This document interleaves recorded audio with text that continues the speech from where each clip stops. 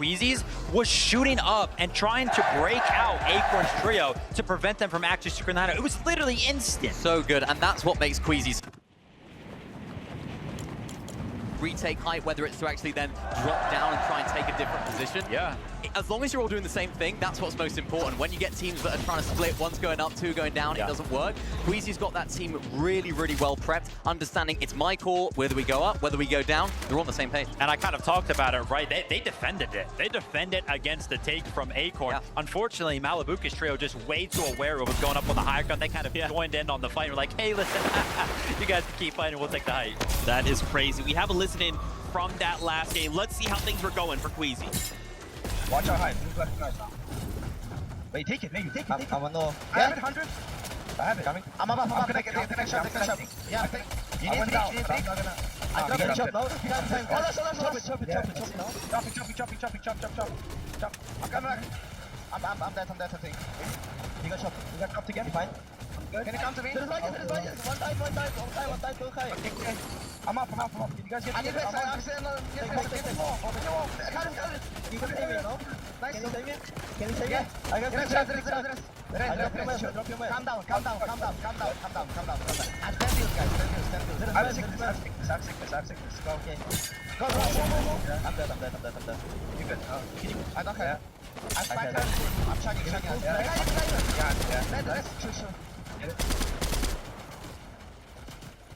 Go up. Wow. Crazy stuff there. Hope you guys at home could hear it, because I sure couldn't.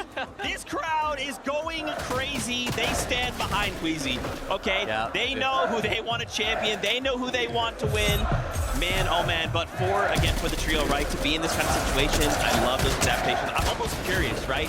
Now that they had someone contest them, now I almost wonder, what are they thinking going to this next game, right? What kind of little micro adjustments are we going to make sure that doesn't happen again? Yeah, in this scenario, I would not want to be Queasy, right? Because he's kind of got to be the guy that decides that for his trio. Hey, listen, do we kind of give up on the whole high ground thing? Obviously, that is our best strategy, but, you know, we're kind of have this comfortable lead to where if we kind of just played mid-ground or low ground and make sure that we pick up, you know, a decent placement every single game, we'll still hold on to the lead, or do they just play what they know? It's these moments where champions are made, right? When things aren't quite going your way, when something happens that you didn't expect, how do you adapt to that? How do you adjust what's been working so well for you to have the courage to say, right, you know what? Let's change up what we're doing. Let's maybe loot in a different area. Let's try and look at other teams from Storm Surge early on, because it looked like they were a little bit lower down than we've seen them in previous games. Yeah, true. Maybe we change the way that we play our end games. That courage is what makes champions champions. That is crazy. You know, yeah, you have that comfortability. How do you say, look, we have to break what we know. Yeah. If we want to be champions, maybe that's the answer. Let's go back to these standings, though, and start taking a look at the second page and see kind of where things are going. Wanted to highlight here Mr. Savage showing up here in this final end game, having a good game. We still need work, right? There's still work to be done, but having, you know, starting to kind of pick up steam, starting to pick up momentum with 5 games more to go. I'm excited to see what else they bring. I'm actually kind of surprised they didn't move at all from 11th, right? Yeah. They were in the mix, throwing that some of the splashes out into the storm early on to make sure that they ended up clutching up. I mean, it's great to see them in the mix, obviously, you know, making it to the end game pretty often, but 11th place, they seem to be kind of stuck to that position on the leaderboard right now. Yeah, and I think that just speaks to how high quality these end games are, right? They're very top-heavy end games. Lots of our teams that are doing well already are making end games and still doing well. So it's very tough for the teams that are a little bit lower down to sort of break into that upper echelon of placement. But if they keep the consistency going, if Savage can keep clutching up like this, having that IQ that we know he has, just to be able to have that experience, that understanding of the game, to sit back into the storm, try and farm out as many placements as possible, they can try and mount an attack here on the top 10. I mean, yeah, look at that. Top 5 with 8 eliminations. Insane work from them. Obviously, the clutch kind of coming in. And they just don't move on the leaderboard, man. Yeah, it's just so tough out there. You know what's crazy, too? Think about this year, right? Mr. Savage comes in, he's like... And then here we are on a global stage putting on this performance. I'm interested to see whether this can sort of reignite that sort of love that he has for the game, right? The grind factor that he has, his burning passion, desire to want to win an FNCS, because I really hope it does. I think this is a great opportunity for them. You know, they're not doing bad. They're in 11th place. They just came off the back of a really good game. They have the firepower. We've seen them performing very well in the end game as well. Maybe this is a sort of a beam of hope, if you like, for him for going forward. And we want to see him. Everyone in EU, we all love him. We were all very sad when he announced that he was retiring, but very happy when he came back. And now he's here. What a story. Oh my gosh. Also, we can't forget Clicks as well, right? Yeah. NA. Yep. He's coming back. Don't even worry about it. He's putting on a show for us here. Again, though, the job is not done, right? We do have 5 more games, but 5 is going to dry up so quickly, Vivid. So for not only Clicks' trio, but for every other trio, we really need to make sure our strategy is locked tight. It felt like yesterday I was almost begging for a game from Flix's trio here to just please make it to the end game as a healthy trio. You know, give them an opportunity, give yourselves an opportunity to show your game plan, show how good you are, show how good of a year you had over on the NAC region. Again, right there, game number 7, a whole night's of rest, opportunity to go over it. Takes us down early. Yeah, it's tough. I mean, it's not the ideal start for them. They've made it to the end game, which they've been doing quite consistently well so far. They're not in bad positions by any means. And I think they just need that one big game. Ideally, sooner the better, right? Because they're a team that does thrive on hype. I know Clicks is, you know, one of the biggest streamers, if not the biggest streamer in Fortnite. He lives off of the people watching him. He wants to be in the spotlight. He wants to have that moment for himself. And that could almost catapult them. That could give them that confidence, instill that confidence back in them for the rest of the games. For them, they've just got to try and make something happen in the end game. Also, as you said, stay as a trio, make something happen, and hopefully feed off that hype and confidence.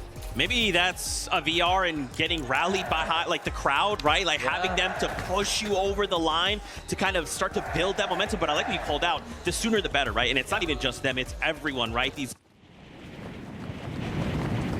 only 5 games. If we're gonna try and pull out some kind of strategy, if we're gonna try and swap our drop spot to land on someone else, it has to happen now, right? Like if we're not in this top 10, we gotta get ourselves in there. I mean, the best time to do it would have been last game, but the best time is now, right? This is the time to switch things up. I think this is an important moment for the teams, right? They've had a little feel as to what the lobby's looking like, well, what teams are doing around them, which is so crucial in the Surge meta. So now they can really make those adaptations. It's all well and good looking back at the games from yesterday. It's a completely different day. Everyone's doing different things. Yeah, and I'll touch on a last couple of few points here from that game specifically, right? We even saw Venno. He was kind of up on the high ground. He was kind of, you know, tutoring with the idea that he could maybe take it from like 8th zone. I saw him kind of build up for it and actually end up like fighting for it or trying to defend it. But hey, listen, they were kind of thinking about it. And then obviously Kanada's trio finding themselves in the mix towards the end game as well. Guys, you know I love breaking down things between the games, but I'm getting word it is almost that time to kick back into all of it. Never mind! That's the battle bus, so you know what time it is. Game 8 starts now.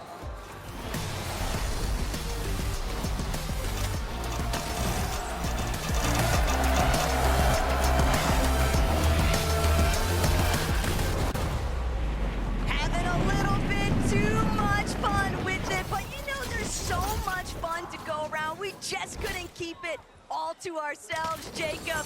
So Levin, why don't you give a big hello to everybody here for Game 8? I had to get involved in the action tackle. I mean, the games have been way too good. I couldn't watch for too long. I just wanted to jump in for at least the one game, if you'll have me. I'm happy, bro. We could be here for the rest of the day. We could just put a day 3 tomorrow, and we could just cast all those games. But Levin, this fight, one that's been going all weekend long. It's been relentless. Predoxy's trio has had the better of them of late, but can they do it again? We know both teams can do incredibly well when they survive off spawn, but the surviving part is the hardest. And that's the real issue here, Levin, because Tyson, Chicho, Atris is the most split that we've ever seen both of these teams drop, but we know exactly what comes next. If they're not quick with these eliminations, if they don't clear this out fast enough, somebody else is bound to roll on over. That one looked a bit different. We're used to seeing these guys get to scrapping straight away. Both teams getting some time to loot up. Venno actually got that first elimination on the Coyote. It looked like Yuma was trying to play aggressive and try to clean it up, but Venno just created so much distance, it made it too much of a risk to continue to try to push it down. But back and forth, these off-spawn battles looking to get chaotic more and more so. Tayson almost piecing one up, but they found an exit. Chicho is in a struggle. He goes down. That's the first one knocked, but Predoxy's down as well. That's going to be a 2v1 situation with Tayson getting knocked. It's all a trick to try to get away. He's scrambling around. has already been done. Gino just not healthy enough to stick around. He can't even attempt to play for that revive onto Pablo. And this is why these off-spawn battles between these two teams have been happening so quickly. Both teams are aware that once they take a second too long, this trio is going to roll on in and make it a nightmare.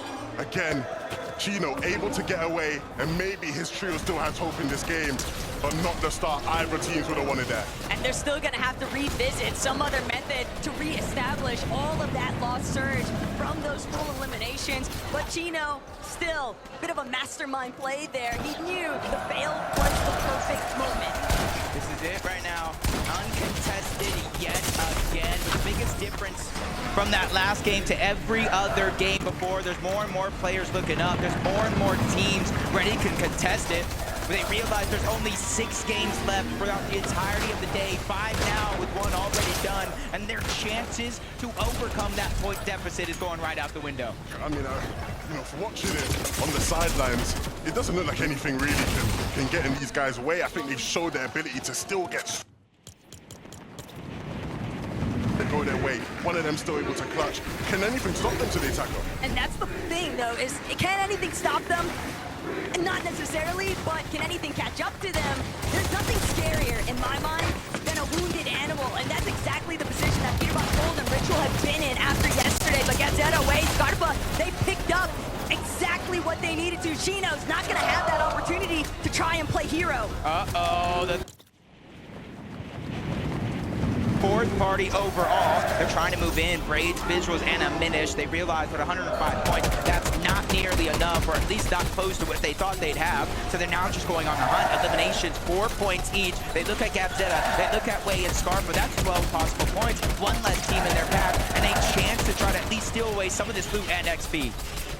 Thinking about Gabzetta, Way, and Scarpa having priority control right now, though, on the Queen. Braids, diminished Visuals. They see just how distracted Gabzetta, Way, and Scarpa truly are. They are lurking. They are creeping up ever so steadily, perfectly concealing themselves. But this is where patience and trigger discipline really come into effect. But another team. That's a 5th party. A 5th party's now coming in towards the side. So even though Braids, Diminish, and Visuals are trying to lurk and grab some eliminations, surprise attack 1, they could be the ones that's happening to them. But Kadu, Tisco, Striker, instead of going for a lurk, they just immediately take the high ground. They said, hey, if you guys want to rotate out of Ranger's Ruin, you're going to get tagged up the entire time. I still have no idea about a Minish's team just waiting in the wings. When that opportunity opens up, they will be ready to take it. But which team is going to play their hand first? Who will make that first move and knock the domino over? Just a little bit of a stare down currently. Gadu, Tisco, Striker. While they had seemed initially so intent on getting involved, the way that they've now just put everything to a pause, surely this has got to work out for Visuals. Got to start to think so, right? We know in this lobby the thresholds for Surge are so high. Time is such a valuable currency. The more time you spend doing nothing, the less time to have to get Surge later on. Someone has to do something quickly, and I think they're starting to realize that. Oh, but yeah, I think everybody's realizing things aren't pushing. They're not happening as quick as they should. The 3rd parties don't got their opportunity to lurk for elimination. So Striker, Kadu, Tisco, they're going to be the first ones rotating on out. But Arc School and Salco, look, instead of going towards the south, typically they were fighting that team. Kadu and his entire trio. This time they're pushing up towards the north. Vortex, Goofy, and Mountain are going to be in their line of sight. School missing a crucial shot. They are in the zone, so every second is just more damage being ticked off. Salco's going to be the first one dropped, though NA West is now in danger. Arc, he was doing so much to carry his team yesterday, but School not going to have that opportunity. Vortex, Goofy, and Mountain defend their current hold, but it's also making you wonder what happens to Queasy now that they've been interrupted. Yeah, this is going to, again, be a real test. Will it be a chink in the armor? Will it be another walk in the park?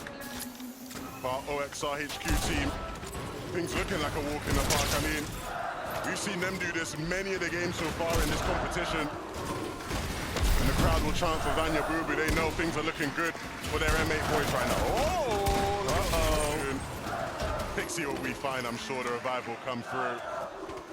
Got me excited there for a second. You know me, I like action. I like seeing the knock. You were excited till you noticed that it was done by both, and then immediately you key back I in. quickly remembered, A Taco. little bit of that third trace action. What is it? Okay, there's a third party, there's a fourth party, the fifth party is towards the north. Okay, we got a sixth party now joining Rangers Ruin.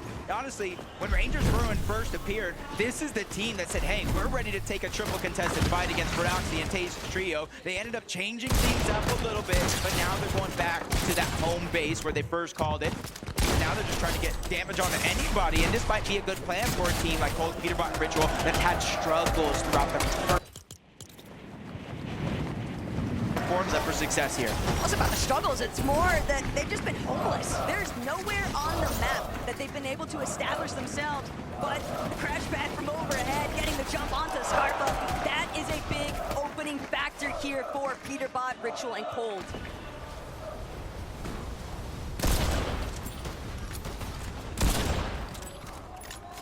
Picks the Amzo hit, business as usual. And it's the thing about this team is they know how to fight. They know how to play for Surge. And I think that's why we see them in the top 10. It's just they kind of have the little hiccups, the little speed bumps towards the end game, maybe getting a little bit too aggressive, playing as individuals, and we do see them kind of stuck as duos. This game around, I want to see a change-up. I want to see no matter what happens, right or wrong play, they stick as a full trio, because when you do that, sometimes miracles can happen. Getting a little aggressive, teams just trying to push each other in order to get their Storm Surge on the south side of the map with the zone pulling over in this direction. This is where you're going to see more and more of those Surge bases set up. A lot more time to accrue some damage. A lot more flexibility here. Hands up. Big weekend for him. And he's delivering so far with two experienced land players. He's shown that he can hold his own. Seti isn't a fan favorite. The crowd aren't loving Seti, but Seti is used to not being the favorite. He's used to people doubting him.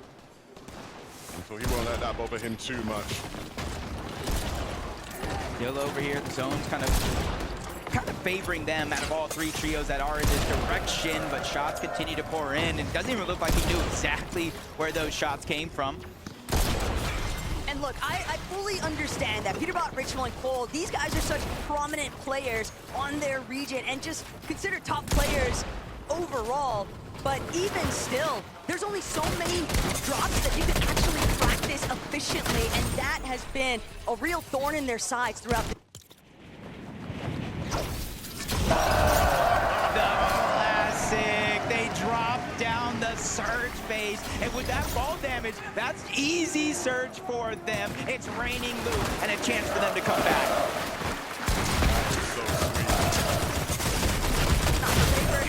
Victor, epic whale, but one team's slip up, a little bit caught lacking.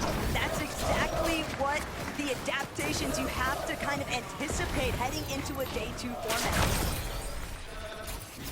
On the feed, Gage is going from that to getting another knock around the map. Canada bolts, rapid.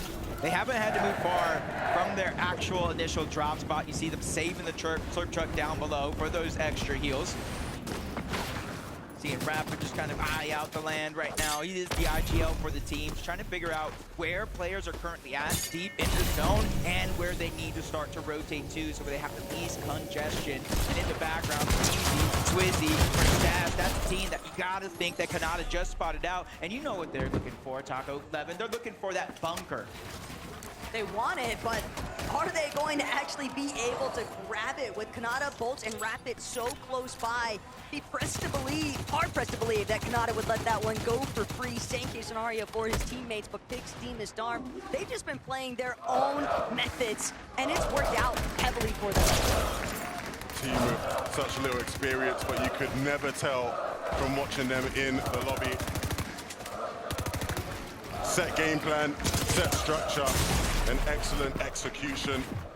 The young Poles continue to make their mark on this lobby, but there is still plenty to do. Acorn and Aegis have plenty to do here. Koyo gonna have to be picked up. Somewhere along the way, they might be able to find him, but if they aren't able to bring him back, a lot. It's basically an uphill battle for Acorn and Azures. Mustache, Swizzy, and Queasy, though, they're still able to make their way towards the bunker. So campeonato, Rapid Bolts, probably thinking better. Not really willing to get caught up in this instance, but maybe they choose to wait